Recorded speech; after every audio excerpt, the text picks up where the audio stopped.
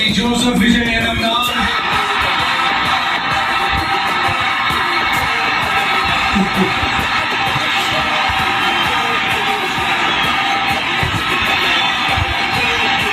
சட்டப்படி அமைக்கப்பட்ட இந்திய அரசியல் அமைப்பின்பால் உண்மையான நம்பிக்கையும் மாறா பற்றுவது என்றும் இந்திய நாட்டின் ஒப்பில்லாத முழு முதல் ஆட்சியையும் ஒருமையையும் நிலை நிறுத்துவேன் என்றும்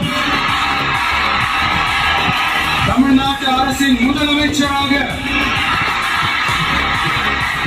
உண்மையாகவும் உளச்சான்றின்படியும் என் கடமைகளை நிறைவேற்றுவேன் என்றும் அரசியல் அமைப்பிற்கும் சட்டத்திற்கும் இணங்க அச்சமும் ஒருதலை சார்பும் இன்றி விருப்பு வெறுப்பை